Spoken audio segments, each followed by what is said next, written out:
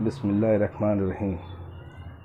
सबसे पहले मैं आप लोगों का शुक्रिया अदा करता हूं कि आप लोगों ने हम लोग को बोलने का मौका दिया आपके चैनल पर, और बुलंद भाई के ताल्लुक़ से कि वो हमारे जनता दल के लीडर थे, उनके जाने का पूरे मालेगांव शहर को गम है। वो एक ऐसी शख्सियत थी सियासत के अंदर जो पढ़े लिखे बहुत होनहार लीडर थे। उनके जाने का सबसे ज़्यादा दुख हम लोग की पार्टी जनता दल को है, मगर पूरा शहर इस बात से वाकिफ़ है कि वो लीडर वाकई में एक लीडर थे और वो बहुत बड़े नाम, उनके वालिद मोहतरम निहाल थे, वो बहुत बड़े लीडर थे और वो पूरे महाराष्ट्र में जाने जाते थे। और उनके बाद में जो भी सियासत की जो बिसाख थी वो अपने बुलंद भाई के हाथ में थी, और बुलंद भाई इस तरीके से चल रहे थे। सियासत में उनका एक अलग मुकाम था, उनको हर सियासी फील्ड के लोग उनको इज्जत से देखा करते थे। मगर अचानक एक बीमारी आ गई और उसके अंदर इतनी जल्दी चल जाएंगे ये किसी को इस चीज़ का इल्म नहीं था। फिर भी अल्लाह की मर्ज़ी, अल्लाह ने इनकी ज़िंदगी इतनी ही लिखी थी और वह जवार रहमत में अल्लाह के चले गए। मगर हम लोग सब उनके लिए दुआएं गो है, अल्लाह पाक उनको दुआएं मग़फ़िरत करे उनको। गौस शेख मुनीर, कमालपुरा सर्वे नंबर 15 से है। कितने साल खिदमत की? 5 साल की, और अभी पूरी जनता दल के साथ हम शुरू से थे। लेकिन बुलंद इकबाल हमारे एकदम घरेलू मामले जैसे थे और बहुत अच्छे दोस्त थे हमारे। घर पे उनका आना जाना शुरू से था हमारा निहाल साहब के साथ में, और बुलंद इकबाल हमारे साथ बैठ के बातचीत हमेशा चलती थी, और ऐसे ताल्लुकात जलसे जुलूस में भी हर तरफ हम के साथ रहते थे। बचपन से चलते थे वो तो, जब से ये साथ में पढ़े ले मुझे हमारे लड़का भी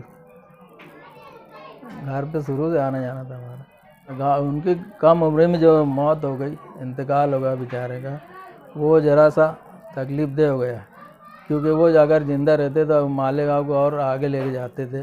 इतनी लोगों की उसके अंदर उमंग थी और बोलने में एकदम माहिर थे और किसी से चपते नहीं थे। एकदम बुलंद आवाज़ में बुलंद के ऐसे आवाज़ रहती थी। जलसे में भी उनके लोग सुनने को दूर दूर से लोग आया करते थे और बहुत धांसू बात करते थे। कल उनकी जो पहली बरसी आ रही है, इंशाअल्लाह उसके लिए सारे शहर के अंदर उनको याद किया जाएगा, दुआ उनके लिए मांगी जाएंगी। कब्रस्तान में भी उनके लिए कल प्रोग्राम, कल 11:30 बजे कब्रस्तान में इरादे अकीदत के लिए उनको इससे दुआ खैर होंगी। और उनकी शहर में कुछ दवाखाने ऐसे हैं चुनिंदा जहाँ के निहाल अहमद के साहब नाम के ऊपर। अस्सलाम वालेकुम, मैं सोहेल अब्दुल करीम, साबिक म्यूनसिपल काउंसलर और मालेगांव शहर जनता दल का तर्जुमान। मैं 1996 से 2001 तक म्यूनसिपल काउंसलर रहा हूँ। उस वक्त से बुलंद इकबाल से मेरे मरासिम रहे हैं।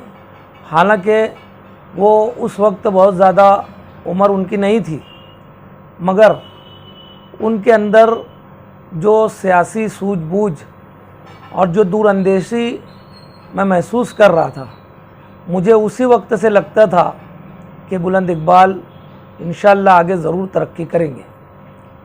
उसके बाद वक्त ने ये देखा कि 2007 के इलेक्शन में साथी बुलंद इकबाल कारपोरेशन का पहला ही इलेक्शन शिकस्त खा गए। मगर अल्लामा इकबाल ने जैसे कहा है कि तुंदिए बाद मुखालिफ से न घबराए उकाब, वो तो चलती है तुझे ऊंचा उड़ाने के लिए। बुलंद इकबाल ने उस हार से, उस शिकस्त से हिम्मत नहीं हारी, बल्कि उसी से सीख ली और मुसलसल जद्दोजहद करना और गरीबों का और आवाम का काम किस ढंग से करना, ये उन्होंने उस हार से सीखने की कोशिश की। मैं समझता हूँ कि इस वक्त शहर के अंदर बुलंद इकबाल जैसा तालीम याफ्ता, दूरअंदेश और मामला फ़हम कोई लीडर मुझे नज़र नहीं आता था। मगर अल्लाह की मर्ज़ी कुछ और थी। जिस वक्त साइजिंग का मामला चला और नेशनल ग्रीन ट्रिब्यूनल के ऊपर मालेगांव के कुछ लोगों ने केस दाखिल किए और मालेगांव की रीढ़ की हड्डी कही जाने वाली सनत के ऊपर आफत आई। उस वक्त भी जब हम लोग बुलंद इकबाल से मुलाकात करते थे तो हमको महसूस होता था कि उसके अंदर क्या है। जब पॉल्यूशन कंट्रोल बोर्ड ने मालेगांव की साइजिंगों को बंद कर दिया और सील लगा दिया, उस वक्त लोगों ने पॉल्यूशन कंट्रोल बोर्ड के अंदर रीओपनिंग के लिए अपील दाखिल की। हम लोगों से बात बात में बुलंद इकबाल साहब एक मर्तबा कहने लगे कि हमें हमारे लोगों को पॉल्यूशन कंट्रोल बोर्ड में नहीं जाना चाहिए था, बल्कि हमको हाई कोर्ट में जाके ये बोलना चाहिए था कि ये गुनाह हम लोगों ने किया ही नहीं। मतलब हमको ये समझ में आता था कि उसके अंदर कायदे कानून से कितनी मालूमात है और किस ढंग से मसाइल को हल करना चाहिए। और जहाँ तक तालीम और रोज़गार की बात थी, बुलंद इकबाल हमेशा इस बारे में बड़े हसास थे। अब मैं समझता हूँ मौजूदा दौर में वो सियासी सूझबूझ, वो दूरंदेशी और वो मामला फहमी जो बुलंद इकबाल के अंदर इतनी कम उम्र में थी, आज बहुत अनका नज़र आती है।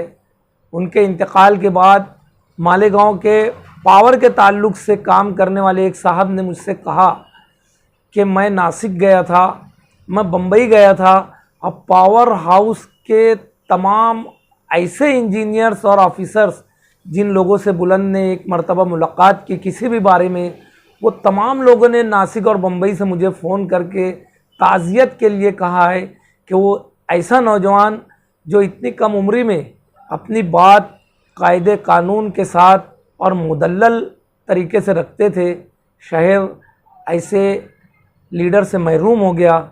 मैं इस चैनल के तवस्सुत से शहरियान से ये गुजारिश करता हूँ कि वो बुलंद इकबाल जो इस शहर की सियासत का एक दरख्शां सितारा था, जो वक्त से पहले डूब गया, उसे अपनी दुआओं में याद रखें। और मैं भी दुआ करता हूँ कि अल्लाह ताला बुलंद इकबाल की बाल बाल मग़फ़िरत फ़रमाए और उसे जन्नतुल फ़िरदौस में जगह अता फ़रमाए।